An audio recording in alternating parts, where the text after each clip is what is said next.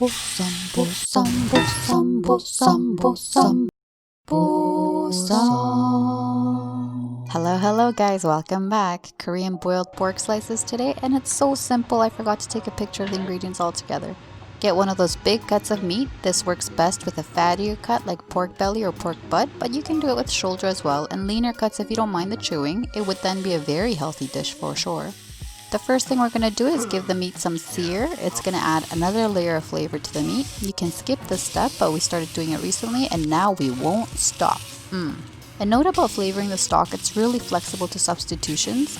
Onion, soy sauce, peppercorns, and bay leaves are pretty important in our opinion. If you have doenjang, definitely put some in, but if you don't have it, I would not worry too much about it. That piece of meat has been seared very nicely all around, so let's put that in the pot. The pot should be tall enough to hold all the water that needs to cover the meat. Since we have the pan all nice and hot, let's char the onions too while we are at it. This isn't about winning MasterChef, guys, it's about getting to eat Korean food at home, and we make it work with what we have. Let's toss those in the pot so the meat doesn't get too lonely. We absolutely love garlic and love adding it to as many things as possible because apparently they are so good for you. Here we go now. It's going to be a fast one. Add garlic. Add water. Make sure the meat is completely submerged. Turn it all the way up. Add bay leaves. Add soy sauce. Add fish sauce. Add peppercorns. Add doenjang.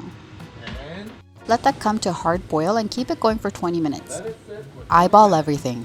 Just joking, kind of. I'll give you rough measurements in the description box below.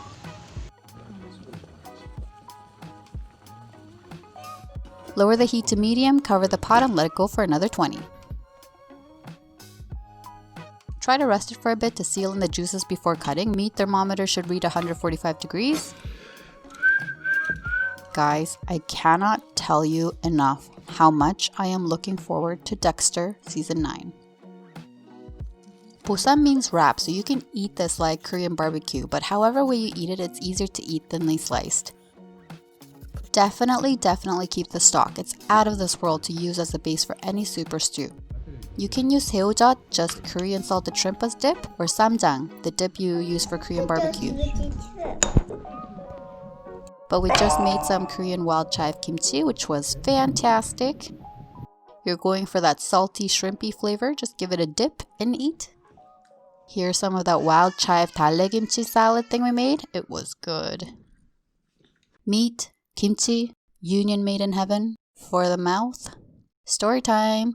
Long ago in Korea, when the rich had lots of workers, all those workers would work hard during kimchi making season to make kimchi for the following year. And when they were done all that labor, they would be rewarded with a pig. So they would cook it like this and enjoy it with some freshly made kimchi. It's eaten wrapped up in brine napa cabbage. So BOSSAM meat is actually just a vessel to eat deliciously fresh made kimchi. Today you can feel free to add many different side dishes and eat it like you would Korean barbecue. But if you go to a true BOSSAM restaurant, the kimchi should really be outstanding.